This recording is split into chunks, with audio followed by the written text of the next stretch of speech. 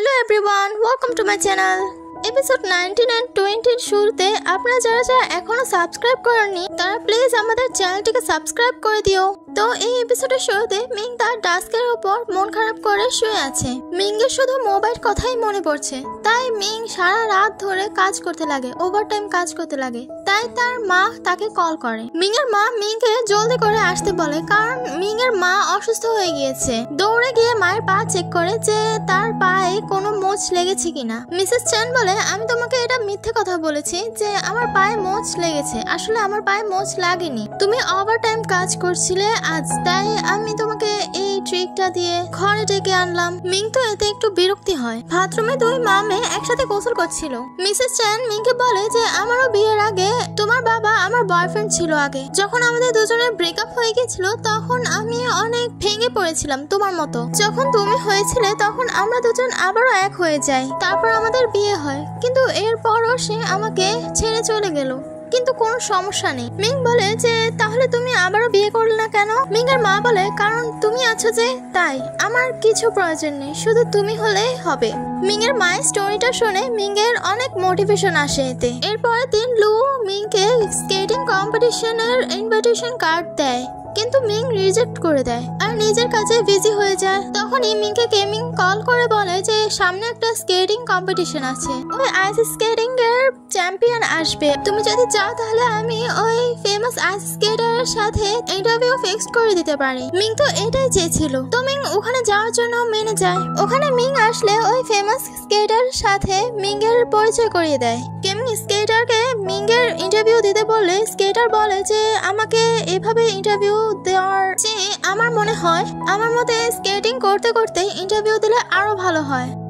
Skating করতে করতে নিউজের প্রশ্নগুলো করবে আর শুট করবে, এটা স্কেটিং করতে পারলে তো। লু আর মিংয়ের মধ্যে দুজনের মধ্যে একজনও স্কেটিং পারে না, তো কেমিং স্কেটিং পারতো। কেমিং শুট করার জন্য রাজি হয়ে যায়। কেমিং স্কেটিং করতে করতে প্রশ্ন করে আর রেকর্ড করতে লাগে। মিংয়ের যে প্রশ্নগুলো করা ছিল তা কেমিং স্ক্রিপ্টগুলো নিয়ে জিজ্ঞাসা করতে লাগে। এই জন্য মিং কেমিংকে স্কেটিং শেষে ধন্যবাদ দেয়। কেমিং বলে যে আমাকেও একটা কাজ করে দিতে হবে। মিং বলে, কি আমারও আরেক এক্স গার্লফ্রেন্ডের বিয়েতে যেতে হবে নাকি? কেমিং বলে, আমি কি এতটাই খারাপ যে আমাকে সবাই ধোকা দিবে? আমি এতটাও বোকা না। যাই হোক, তুমি আমার সাথে বাই চলো, গ্র্যান্ডমার সাথে দেখা করতে হবে তোমার। এরপর মিং কেমিং এর বাসা যায় কেমিং এর গ্র্যান্ডমার সাথে দেখা করার জন্য, কিন্তু কেমিং এর গ্র্যান্ডমা ছিল হসপিটালে, হসপিটাল থেকে আসছিলই। তো মিং বসে বসে কেমিং এর ছোটবেলার অ্যালবামটা দেখছিল। মিং বলে, বাহ, গ্র্যান্ডমা তো যখন ইয়াং ছিল তখন পুরো নায়িকার মতো লাগতো। কেমিং বলে, এই ছবিগুলো দিয়ে কোনো কাজে না, কারণ গ্র্যান্ডমা তো এখন নিজেকে নিজেও চিনতে পারে না। গ্র্যান্ডমা তো হসপিটাল থেকে মিংকে দেখে মিংয়ের নাম ধরে জোরে ডেকে মিংকে জড়িয়ে ধরে খুশি হয়ে যায়। মিং বলে, তাহলে আমাকে এখনো মনে রাখতে পেরেছেন, আমার নামটা ভুলেননি এখনো? গ্র্যান্ডমা বলে, আমার কি স্মৃতিশক্তি এতটাই কম নাকি যে আমি তোমার নাম ভুলে যাব? মিং গ্র্যান্ডমাকে বলে যে তাহলে বলো তো কেমিং এর কত বছর চলে এখন? 18? গ্র্যান্ডমা বলে, এত বছর বয়স? না না না না, তার এখন 16 না 14। এই কথা শুনে তারা তিনজন হাসতে লাগে। মিং যে ওই আইস স্কেটারের ইন্টারভিউটা নিয়েছিল, সে ইন্টারভিউটা চিফ এডিটরকে গিয়ে দেখায়। চিফ এডিটর বলে যে কাল কেমিং এর একটা জুয়েলারি লঞ্চ হতে চলেছে, তো ওটার জন্য তোমাদের কাল যেতে হবে। তারা দুজন ওই ইভেন্টে গিয়ে দেখে যে কেমিং আজ নেই। কেমিং না আসার কারণে কেমিং এর সব কিছু লঞ্চ হওয়া সব বন্ধ হয়ে যায়। কিছু রিপোর্টার্সরা তো এই বিষয়টা নিয়ে গসিপ করছিল যে কেমিং তো আগে এমন করতো না, কিন্তু আজ কেমিং এর না আসার কারণে সব বন্ধ হয়ে গিয়েছে। তাই মিং টেক্সটে কেমিংকে মেসেজ করতে লাগে যে তুমি আজ এই ইভেন্টে আসলে না কেন? কিন্তু কেমিং মিংয়ের মেসেজে রিপ্লাই করছিল না। ওখানে কেমিং এর কাছে হিলিং আসে। হিলিং বলে যে তুমি আজ গেলে না কেন? গেলে তো আমি তোমার জন্য লাস্ট দিনের জন্য তোমার সাথে কাজ করতাম, তুমি গেলে ভালো হতো। আমি আজ অ্যাব্রোডে চলে যাব, অ্যাব্রোডে যাওয়ার লাস্ট দিন। আমি অ্যাব্রোডে গিয়ে তোমাকে ভোলার চেষ্টা করব, হার্ডওয়ার্ক করব আর তোমাকে আমার লাইফের এক কিনারে রেখে দেব। তুমি আমার অনেক হেল্প করেছো। কেমিং বলে যে তোমার যদি আমার কোনো হেল্প প্রয়োজন হয় তাহলে আমি তোমাকে হেল্প করতে রাজি আছি। হিলিং কেমিংকে শেষবারের মতো হক করে বলে যে আমি তোমাকে লাইক করি, কিন্তু সেভাবে লাইক করি না, ভোলার চেষ্টা করব তোমাকে। আর যদি ওখানে গিয়ে আমার নতুন একজন পেয়ে যায়, কেমিং ও হিলিংকে ওটা বলে বিদায় দেয়। কেমিং মিংকে মেসেজে বলেছিল ওখানে যাওয়ার জন্য, তো মিং কেমিং এর কাছে যায়। কেমিং এর যে লঞ্চ হতে চলেছিল যে জুয়েলারিটা, সে জুয়েলারিটা মিংকে দেখায় আর মিংকে বলে যে এই জুয়েলারিটা আমি কাউকে দেখাতে চাইনি, তাই জন্যই আমি এই ইভেন্টটা বন্ধ করে দিয়েছিলাম। এই রিংটা দিয়ে মিংকে প্রপোজ করে আর বলে যে এই রিংটা শুধু স্পেশালি তোমার জন্যই আমি তৈরি করেছিলাম, তাই জন্যই আমি কাউকে দেখাতে চাইনি। মিং কেমিং এর প্রপোজে হাও বলে না, নাও বলে না। মিং কেমিংকে বলে যে আমার এর জন্য কিছু সময় দরকার, আমি তোমাকে ভেবেচিন্তে এর জবাব দিব। কেমিং বলে যে তুমি এর জন্য সময় নিতে পারো, সমস্যা নেই। এই ব্যাপারটা নিয়ে মিং যখন মোবাইলকে জিজ্ঞাসা করে যে আমি কি কেমিং এর প্রপোজালে হ্যাঁ বলবো নাকি না, তখন মোবাইল বলে যে তুমি হ্যাঁ বলতে পারো, সমস্যা নেই।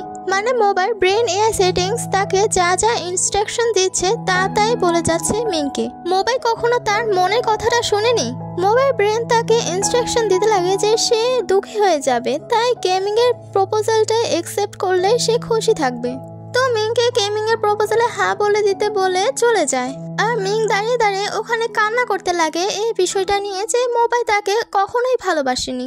এরপরের দিন মোবাইল হসপিটালে তাদের সবার এক জায়গায় যাওয়ার কথা ছিল। যারা যারা ওখানে যাবে তো তাদের নাম ওখানে লিস্ট করা ছিল। মোবাইল দেখে যে তার নামও ওখানে আছে, তাই মোবাইল তার নাম ওই লিস্ট থেকে সরিয়ে ফেলে। মোবাইল হসপিটালের ডক্টররা একটা গ্রামে যাবে ওখানকার মানুষদের চিকিৎসা করার জন্য, তো মিংয়েদেরও ওখানে যেতে হবে রিপোর্টিং করার জন্য। লু মিংকে বলে যে তুমি যাচ্ছ না কেন আমাদের সাথে? মিং বলে যে আমার অনেক কাজ আছে। লু বলে তাহলে আমরা কাজগুলো করে দেব, তুমি আমাদের সাথে চলো। আসলে মিং কেমিং এর প্রপোজালের অ্যান্সারটার জন্য এখানে রয়ে যেতে চেয়েছিল, ওখানে যেতে চাইছিল না। তো মিং ওদের বলে যে আমি তোমাদের পরে জানাবো যে আমি যাব নাকি যাব না। মিং নার্স ওয়ার্ড থেকে জেনে নেয় যে কারা যাবে কারা যাবে না। জানতে পারে যে মোবাইল ওখানে যাবে না। নার্স ওয়া মিংকে বলে যে তুমি কি মোবাইল জন্য যাবে না ওখানে? মোবাইল যাচ্ছে না বলে তুমিও কি যাবে না? এতে মিং বলে আমি যাব, আমি অবশ্যই যাব। যখনই মিং জানাতেই যাবে যে আমিও ওখানে তোমাদের সাথে যাব, তখনই ওয়েবে তাকে বলে ওঠে যে তুমি যেও না। ওয়েবে মিংকে বলে যে তুমি আর কেমিং তো বেস্ট ফ্রেন্ডের মতো, তাই না? তাহলে তুমি চলে যাওয়ার পর আমার কোয়েশ্চেনগুলোর অ্যান্সার ভালো মতো দিবে না, তাই তুমি প্লিজ আমার সাথে থেকে যাও। মিং বলে যে এই কয়েকদিন তো কেমিং অনেক বিজি থাকবে, সে নাকি তার কোনো একটা ট্রিপে যাচ্ছে, তো তুমিও আমাদের সাথে এই কয়েকদিনের জন্য ওখানে চলো, আবার ফিরে আসলে তোমার সাথে গিয়ে কেমিং এর ইন্টারভিউটা নিয়ে নিব, ব্যাস। তো তারা দুজন ওই গ্রামে যাওয়ার জন্য তাদের নাম ওই লিস্টে লিখে নেয়। চিফ এডিটর মিংকে বলে যে পাহাড়ি এলাকাগুলো কিন্তু অনেক বিপজ্জনক, তুমি না গেলে ভালো হয়। মিং বলে যে আমার কাজই তো হলো জায়গায় জায়গায় গিয়ে রিপোর্টিং করা, এছাড়াও আমার আগে থেকে ওই জায়গাগুলো যাওয়ার ইচ্ছা ছিল। এতে চিফ এডিটরে মিংয়ের উপর অনেক প্রাউড ফিল হয়। চিফ এডিটর মিংকে বলে যে তুমি এমন এমন কাজ করো আর এমন এমন পদক্ষেপ নাও যে আমাকে চমকে দেওয়ার জন্য বাধ্য করো, আর আমি আমার এক্স হাজব্যান্ডকে তোমার খেয়াল রাখার জন্য বলে দেব। মিং বলে আপনার এক্স হাজব্যান্ডের সাথে এখনো কন্ট্রাক্ট আছে? চিফ এডিটর মিংকে বলে যে আমাদের দুজনের যতই ডিভোর্স হয়ে যাক না কেন, কিন্তু তারপর আমরা দুজন দুজনকে ভালোবাসি। মোবাইল তার বাবা ভিডিও গেম খেলছিল, তো মোবাইল বাবা তাকে জিজ্ঞাসা করে আমি শুনলাম তোমরা নাকি ট্রিপে যাচ্ছ, তোমার তো ছোটবেলা থেকে ট্রিপে যাওয়ার শখ ছিল, তাহলে তুমি কি ওখানে নাম দিয়েছো? মোবাইল বলে যে আমি তো ওখান থেকে নাম সরিয়ে ফেলেছি। ডক্টর লেন বলে তুমি কেন ওই লিস্ট থেকে তোমার নামটা সরিয়ে ফেললে? মোবাইল বলে ব্যাটারি প্রবলেমের কারণে আমি ওখানে যেতে পারছি না। তো মোবাইল বাবা বলে আমি এর জন্য কোনো একটা ব্যবস্থা নিব, তুমি চিন্তা করো না। এরপর দিন মোবাইল আর মিং তারা দুজন সামনাসামনি হয়ে পড়ে, তো মিং তার মুখ লুকাতে লাগে। মোবাইল বলে আমরা তো এখন আর রিলেশনশিপে নেই, তো তুমি আমার থেকে মুখ লুকাচ্ছ কেন? মিং মোবাইলকে ট্রিপে না যাওয়ার কারণ জিজ্ঞাসা করে। মোবাইল তাকে বলে যে এটা আমার প্রাইভেট ব্যাপার, আমি কাউকে বলতে পারি না। হসপিটালে মোবাইল আর ইউফিকে একসাথে দেখে সবাই ভেবে নিয়েছে যে তারা দুজন হয়তো লাভার। অবশেষে ওই পাহাড়ি এলাকায় যাওয়ার সময় এসে পড়ে। তখনই মিং এর কাছে কেমিং এর কল আসে। কেমিং বলে যে তুমি আমার কাছে হেল্প নিতে পারো, যখন তোমার কোনো ইমার্জেন্সি হবে তখন আমাকে ডাকলে আমি দৌড়ে এসে পড়বো তোমার কাছে, যদিও আমার দেরি হবে কিন্তু আমি আসার চেষ্টা করবো তোমার কাছে। তারা ডক্টরসরা সবাই গ্রুপ ফটো নেওয়ার জন্য তৈরি হয়ে যায়, কিন্তু হঠাৎ দেখে যে তাদের পেছনে মোবাইলও দাঁড়িয়ে। সবাই ভাবতে লাগে যে মিং এর জন্যই মনে হয় মোবাইল তার নামটা আবারও লিস্টে লাগিয়েছে। মোবাইল বাসে কোনো সিট না পেয়ে মিং এর কাছেই বসতে হয় মোবাইলকে। লু বাসে সবার ক্যামেরা রেকর্ডিং করছিল, তো মোবাইল আর মিং এর দিকে ক্যামেরা ফিরিয়ে বলে যে মোবাইল তুমি কি মিং এর জন্য লিস্টে নাম লাগিয়েছো? মোবাই বলে যে আমাদের ব্রেকআপ হয়ে গেছে। মিং বলে তুমি ফালতু ফালতু এসব রেকর্ডিং করছো কেন, শুধু শুধু ক্যামেরার ব্যাটারিটার চার্জ শেষ করছো। লু মিং এর বকা খেয়ে ক্যামেরা রেকর্ডিং রেখে দেয়। ট্রিপে যাওয়ার আগে মোবাইর বাবা তাকে ইয়ারফোনের মতো একটা গ্যাজেট দেয় যে এই গ্যাজেটটা দিয়ে নিজেকে নিজে চার্জ করা যাবে। আরো এক্সট্রা পাওয়ার ব্যাংক দিয়ে দেয়, যদি চার্জ শেষ হয়ে যায় ইমার্জেন্সিতে পড়ে তাহলে এই পাওয়ার ব্যাংকটা কাজে লাগাতে পারবে। মোবাইলকে এই গ্যাজেটগুলো দেওয়ার জন্য মোবাইল বাবাকে সে হাগ করে। ডক্টর লিনও অনেক ইমোশনাল হয়ে পড়ে যে তার ছেলে তাকে হাগ করেছে।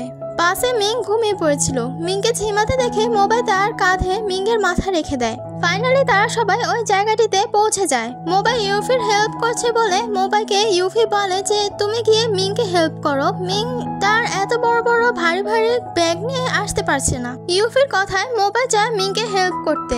মিংকে হেল্প করছে বলে মোবাইলকে মিং ধন্যবাদ দেয়। হাঁটার সময় মিং পড়ে যেতে নিলে মোবাইল মিংকে ধরে ফেলে। তারা সবাই ওখানে পৌঁছে যায় যেখানে তারা চেক আপ করবে। সিনিয়র ডক্টর বলে যে তোমাদের গার্লসদের মনে হয় ফ্রেশ হওয়ার কথা, তাহলে তোমরা ফ্রেশ হয়ে আসো। ইউফে বলে যে আমরাও তোমাদের সাথে হেল্প করতে চাই। এতে সিনিয়র ডক্টর বলে যে তোমাদের গার্লসদের ফ্রেশ হয়ে আসো, তারপর যা করার করো। এতে ইউফি বলে আমরা এখানে গার্লস আর বয়েজ না, আমরা সবাই এখানে ডক্টরস, আমরা সবাই সবার হেল্প করবো, দ্যাটস ইট। তারা সবাই ওখানে টেন্ট বানাতে লাগে যেন পেশেন্টরা ওখানে আসলে তাদের চেক আপ করতে পারে। ইউফে, মিং আর হুয়া তারা তিনজন একসাথে থাকে একই টেন্টে। মিং তার ব্যাগে করে অনেক নর্মাল জিনিসপত্র আনে, যেমন তার মুখ যেন নোংরা না হয়ে যায় তার জন্য সে মাস্ক আনে। আর ইউফি তার জন্য তার অনেক ইউজফুল জিনিসপত্র আনে, যেমন মশা যেন না কামড়ায় রাতে তার জন্য ব্যাট আনে। এরকম আরো ইউজফুল জিনিসপত্র আনে। এতে বোঝা যায় যে ইউফি সবকিছুতে পারফেক্ট। মিং সবার টেন্টে গিয়ে ক্যামেরা রেকর্ডিং করছিল। এদিকে ডক্টর চেন একটা টিকটিকিকে দেখে ভয় পেয়ে ওখানে উঠে পড়ে। এর পাশেই দেখে আরেকটা পোকা। এবার পোকাকে দেখে ভয়ে মোবাইল পিছনে গিয়ে লুকায়। আর মিং ওই ঘাস পোকাটাকে ধরে ডক্টর চেনের কাছে নিয়ে তাকে আরো ভয় দেখাতে লাগে। এসবের চক্করে মিং এর দিকে মোবাইলকে ধাক্কা দেয় আর মোবাইল আর মিং তারা দুজনের কাছে এসে পড়ে। আর তারা এতে বিব্রত বোধ করে। এর জন্য মিং এর কাছে মোবাইল মাফ চেয়ে নেয়। তো এর পরের এপিসোড দেখার জন্য প্লিজ আমাদের চ্যানেলটিকে সাবস্ক্রাইব করে রেখো, লাইক, কমেন্ট, শেয়ার। তো বাই।